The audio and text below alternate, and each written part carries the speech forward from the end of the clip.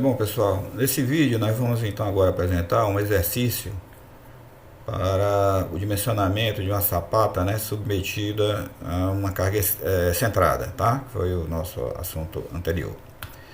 Então, nós vamos admitir nesse exemplo aqui um pilar retangular de 40 centímetros no sentido longitudinal e 25 centímetros no sentido transversal. Então, um pilar de 40 por 25, né, concreto armado, está submetido a um esforço normal de 600 kN e não existe momento nem longitudinal nem momento transversal.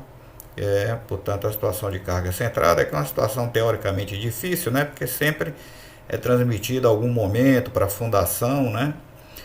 Por excentricidade construtiva ou porque o pilar pertence a um pórtico da estrutura. Portanto, na análise sempre virá algum momento fletor transmitido para a fundação. Mas aqui é meramente um estudo didático, né, para o dimensionamento então desse tipo mais simples, né, de sapata. Então, o solo também foi considerado aqui, representado apenas pela sua tensão admissível, né, naturalmente obtida lá pelo estudo geotécnico, ou se necessário também complementado por ensaios, né. Então, a tensão admissível considerada no solo foi de 200 kPa, né, que seria 2 kg por centímetro quadrado, né, nas unidades técnicas que ainda são bastante usuais aqui no Brasil. O concreto é o FCK, tem o concreto que nós vamos fazer a sapata, tem um FCK, né, resistência característica de 25 MPa. Então são os dados. A ideia é projetar então uma sapata para receber essa solicitação. Então a primeira verificação que a gente faz é a verificação da tensão no solo, né? Tensão no solo, verificar ou garantir que ela não vai ultrapassar a tensão admissível. Então, como é uma carga centrada, vai ter uma área com distribuição uniforme. Esse assunto nós vimos aqui na parte da teoria, né? Quando vimos lá os blocos de coroamento, a gente mantém a retangularidade da sapata igual à retangularidade do pilar, né? O que significa dizer manter o A, no caso lá vai ser o A do pilar menos o A da sapata menos o B da sapata igual ao A do pilar menos o B do pilar, quer dizer, a mesma diferença entre os lados do retângulo vai ser a mesma diferença entre os lados, no caso lá da sapata. E essa diferença a gente chama de delta, né? E para atender à condição de tensão admissível, porque a tensão no solo vai ser a carga se fosse normal, né, que ela está chamando de N, aqui na teoria a gente chamou de P, dividido pela área, que aí você fica com uma única incógnita que é o lado menor, no caso aqui seria da sapata. Isso nos leva à equação de segundo grau, para o termo, para obter o lado da sapata. Então é isso que foi feito aqui, o delta, né, que seria a variação então da altura da sapata, do lado da sapata seria o A da sapata menos o B da sapata, tem que ser igual ao A do pilar menos o B do pilar. Como esses dois valores a gente conhece, 40 centímetros menos 25, então em metro aqui é 0,4 menos 0,25, dá 0,15 metros. Resulta então naquela equação de segundo grau, cuja incógnita é um dos lados da sapata, né? Então B da sapata vai ser, né? Então da figurinha aqui, nós estamos falando dos lados da sapata, que seriam a nossa figurinha aqui, né? Exatamente a dimensão longitudinal da sapata e a dimensão transversal da sapata, o AS e o BS, como a gente viu no vídeo da teoria. Bom, então resolvendo essa equação de segundo grau, fica aqui então BS ao quadrado mais 0,15 de BS, e aqui vai ficar o esforço normal dividido pela tensão admissível, é o termo independente dessa equação de segundo grau. A resolução das raízes reais de interesse seria 1,66. Então, o lado transversal da sapata precisaria ter 1,66, né? Pelo menos para garantir a condição de atender a condição de tensão admissível. Então, a gente adota um BS de 1,70, né? arredondando aqui para um número mais simpático do ponto de vista de execução.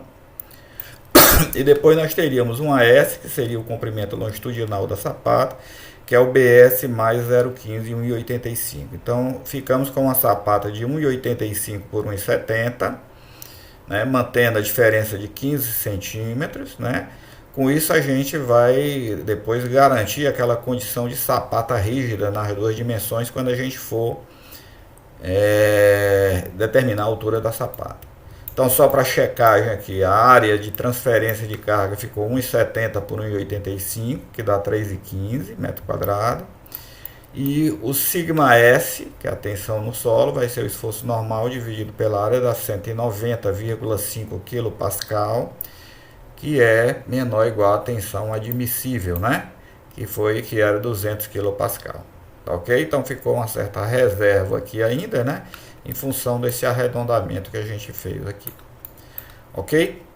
Bom, então, em termos de projeção em planta, o que a gente vai ter é isso aqui, né? 1,85 no sentido longitudinal, 1,70 no sentido transversal. Aqui em volta do pilar a gente faz o colarinho, aquele afastamento de 5 centímetros em relação à face do pilar, né? Para permitir a colocação de forma e para a execução do pilar, né? E aqui a gente faz o tronco de pirâmide, né, até a nossa base, colocando aquele rodapé das alturas H1 e H2, né, que a gente vai discutir agora, né, em função de atender esse ângulo alfa, que é o ângulo mínimo, né, de 33 graus para garantir a condição de sapata rígida, e o ângulo beta, que pode ser de 25 a 30 graus, para garantir que essa parte possa ser concretada sem a utilização de formas, né? A parte aqui da face lateral do nosso tronco de pirâmide. Ok? Bom, então, para a fixação da altura, né, a altura da sapata, a primeira condição que a gente faz é determinar qual é a altura total, o H1 mais o H2. Então precisa atender a condição de sapata rígida, portanto o H tem que ser maior do que o AS menos o AP sobre 3. Então o AS a gente já tem 1,85, o AP 0,40, quer dizer, estamos tratando tudo na dimensão longitudinal, dividido por 3 deu 0,48. Então vamos adotar 0,50, tá? Para a altura total da sapata. A gente não precisa verificar a condição de altura mínima para outra direção transversal, né, que seria o BS menos o BP sobre 3, porque a gente adotou a mesma retangularidade do pilar, né, a mesma diferença entre lados do pilar, é a mesma diferença do lado da sapata. Com isso eu garanto que essa condição está absolutamente satisfeita também para outra direção, né, adotando o H 50 centímetros. Agora a questão do H2, né? Então, o H2, que é a altura efetiva do tronco de pirâmide, né, ele vai ser determinado pelaquela condição do beta, né, ser menor do que 25 graus, né, que é o que está colocado aqui para permitir a concretagem sem forma. Pode chegar até 30 graus, dependendo da consistência, né, do concreto que você vai utilizar. Então, esse beta a gente pode achar a tangente de beta, né? Então, a tangente de beta, veja que ele não está indo até o pilar, esse lado, ele está indo até aqui o colarinho, né? Portanto, essa distância que vai daqui para cá vai ser o A da sapata menos o A do colarinho. O A do colarinho é o A do pilar mais 10 centímetros, né? Porque vai 5 para cada lado aqui. Então, a gente fica com esse lado, né? E essa altura aqui seria o nosso H2. Então, o H2 máximo seria quando esse ângulo for 25 graus, né? Se a gente considerar esse valor de 25 graus. Então, por isso a gente faz o A da sapata, quer dizer, o H2 máximo, o possível, né? E se adotar um valor maior do que esse, eu vou ter um ângulo maior do que 25 graus. Então, seria a S menos o A do colarinho dividido por 2, tangente de 25. A gente conhece todo mundo aqui. O A da sapata 1,85. O A do colarinho 0,50, né? Porque o pilar é 40 centímetros, mais 10 centímetros para cada lado, dá 50, dividido por 2. Tangente de 25 graus. Aí a gente chega a isso, o valor de 0,31 metros. Tá? Portanto, a gente pode adotar, quer dizer, o máximo seria 0,31, Uma solução simpática que foi adotada aqui é adotar o H1 0,20 para o rodapé e o H2, que é a altura do tronco de pirâmide, igual a 0,30, que completa a altura total necessária de 0,5 para garantir a condição de sapata rígida, né? Então, com isso, a gente consegue fazer agora uma elevação da nossa sapata, né? Então, ter 20 centímetros aqui do paralelepípedo, mais 30 centímetros de altura para o trecho em tronco de pirâmide. Com isso é possível agora estabelecer, calcular o volume, né, da nossa sapata. A gente viu a expressão aqui que calcula o volume da sapata, né, em função das áreas, a área da base e a área do colarinho.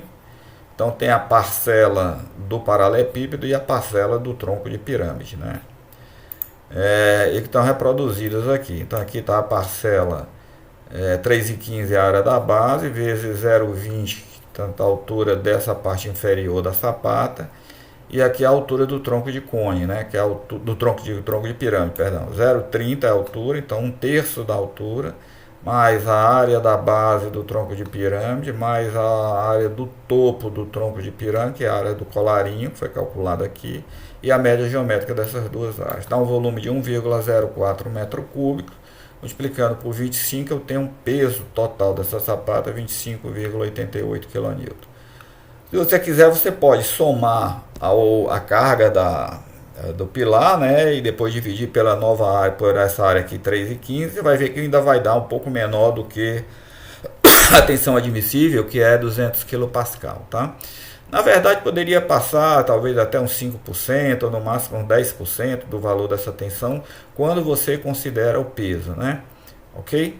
É que validaria então a nossa solução. Bom, então está definida toda a geometria da sapata. Vamos passar agora para o cálculo das armaduras. Então, na direção longitudinal, como que é determinado então as armaduras? Nós vamos usar, nesse caso, o método de flexão, né? Então, nesse método de flexão, poderíamos ter usado também aqui o método das bielas. Vocês podem fazer pelos métodos da biela para comparar as armaduras obtidas, né? Pelo método da flexão, a gente tem que calcular o momento fletor produzido pelas tensões, né, na base da sapata, numa seção que está passando a 0,15, né, da seção do pilar. Tá certo? Isso foi explicado também na aula passada, no vídeo da parte teórica, né? Por que aparece esse 0,15 aqui. Tá certo? Então nós vamos ter uma distribuição uniforme de tensões aqui e vamos calcular o momento dessa distribuição uniforme em relação a essa seção. A gente faz isso para a direção longitudinal e também para a direção transversal.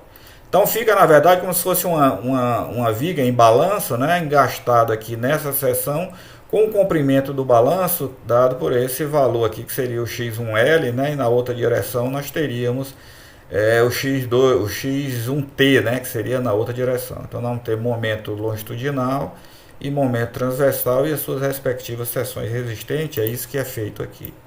Então primeiro calcular quem é a carga que vai para aplicada, né, linearmente. A gente tem que fazer a integração então de todo esse trecho aqui. Então, como é uma carga uniforme, é só multiplicar pela largura total B da sapata que está nesse lado aqui. Então nós teríamos a carga distribuída, seria a tensão. Aqui nós vamos pegar a tensão no solo total, máxima, né? Poderia, na verdade, a gente viu que deu um pouco menor, 190, mas um critério de cálculo, né, a gente vai adotar na hora da determinação das armaduras, sempre as tensões máximas aqui. Então teria 200 vezes 1,70, que é a largura, que é o BS, né, da nossa sapata. Então dá uma carga de 340 kN por metro, né, ao longo desse balanço, né, formado aqui da seção de referência até a borda, né, que seria nesse trecho aqui. Agora vamos achar quem é esse comprimento aqui, né? Então esse comprimento aqui, que é o XL, né, ele vale o AS menos o AP dividido por 2 mais 0,15 do AP, né? Então a gente vem 0,15 da face do pilar até a face da sapata, seria o A da sapata menos o A do pilar dividido por 2. Aí a gente soma mais 0,15 do AP para chegar na seção de referência aqui. Então isso foi feito aqui, né? Substituindo aqui pelos valores, dá 0,785. Com isso a gente calcula agora o momento que vem para cá, o momento de engastamento, que é o QL2 sobre 2, portanto seria 340, que é o momento, vezes 0,785 ao quadrado, que é o XL, dividido por 2, deu 104,76. Calcula o momento, agora obtém o momento de cálculo, que é 1,4 vezes o ml, o coeficiente de majoração, né, para achar o momento de cálculo, isso aqui seria o momento característico, então dá 146,66. Portanto, agora qual é a seção resistente aqui? A seção resistente, como o momento é na direção longitudinal, né? Então a seção resistente vai ser essa largura do pilar aqui. Então vai ser BP, uma seção retangular de largura BP e altura útil igual a D, que vai ser a altura da sapata. Normalmente a gente faz a altura da sapata menos 5 centímetros, tá? Então é isso que está aqui, ó. Então a altura da sapata é 0,50, ficou a altura útil 0,45. Então fica um problema de flexão simples, né, de seção retangular que a gente já sabe resolver. Então para essa seção aqui, para esse problema de flexão simples com FCK de 25, a gente encontra uma área de aço 8,4 cm². Como cada barra de 8 milímetros tem 0,5 cm², então a gente verifica que teria 17 barras de 8 milímetros, é uma opção de armadura na direção longitudinal, ok? A mesma coisa, pessoal, a gente faz agora na direção transversal, tá? Então, na direção transversal, o que é que vai acontecer? Nós estamos com a seção agora aqui, portanto, o balanço agora é no sentido transversal. Então, quanto que vai valer esse balanço? A distância da face do pilar até a face da sapata vai ser agora o B da sapata menos o B do pilar. E soma mais 0,15 do B do pilar, né? Com isso a gente tem essa distância. E quanto que vai ser a carga agora nessa viga em balanço? Vai ser a tensão no solo, agora multiplicado por toda o AS, né, o A da sapata. Ok? Então é isso que está calculado aqui. Ó. Então, agora a carga vai ser 200 vezes 1,85, né, que é o A da sapata. E, portanto, dá 370 kN por metro. O XT é o B da sapata menos o B do pilar sobre 2, mais 0,15 do B do pilar, como a gente tinha mostrado. Então deu 0,76. O momento transversal é o QL2 sobre 2, tanto dá 107,56 kN vezes metro. E o momento de cálculo na direção transversal é 1,4 do MT, portanto 150,58 kN vezes metro. Ok? A seção resistente vai ser uma seção. Agora, olhando novamente para a figura aqui, né, a seção resistente agora vai ter que largura? Essa largura aqui do pilar, que é o AP, que é 40 centímetros. Tá? A altura não muda, né? A altura é a altura da sapata, 50 centímetros. E a altura útil vai ser 50 centímetros menos 5, que dá 0,45. Então, resolvendo esse problema de flexão simples, a gente encontra uma área de 8,23 cm², que também dá 17 barras de 8 milímetros. Então, se achou as duas armaduras, né? E agora podemos complementar com um detalhamento dessas armaduras, né? Então, chamando aqui na direção longitudinal, foram 17 barras, né? 17 barras. A gente divide pela largura em que ele vai se distribuir, acha uma aproximação do intervalo e adota um intervalo aqui tal, né, 17 ferros em 1 cada 10, de sorte que sobre, né, até a face lateral da sapata, né, se eu vou distribuir vários ferros aqui, vai ter que sobrar um valor maior do que o cobrimento. Normalmente a gente fala um cobrimento de 4 centímetros no mínimo, né, para a peça enterrada, então tem que sobrar um trecho maior do que 4 centímetros. Aqui, por exemplo, a gente adotou distribuir essas 17 barras em 160 centímetros, que aí dá exatamente cada 10 centímetros. E vai sobrar 12,5 para cada lado. Né? Na outra direção, que é a direção mais comprida, né, a armadura transversal, também deu 17 barras, nós adotamos cada 11. Né? Esses valores aqui podem ser quebrados. Tá? 17 cada 11. E aí ficaram, então, são 17 barras, eu vou precisar, cada onda eu vou precisar de 176 centímetros para distribuir tudo. E vai sobrar 4,5 para cada lado, está quase do limite, né? Se desse menor aqui, eu tinha que diminuir esse espaçamento, tá? Para não ficar com uma distância da última barra para a face, né? Ficar menor do que 4 centímetros, que seria o cobrimento. E aqui tem o detalhamento das armaduras, né? O N1, que é esse ferro aqui, tem um comprimento longitudinal de quanto? É o 185 menos 8 centímetros, que é 4 de cada lado. Agora estamos falando do comprimento da barra. Portanto, né, dá 177.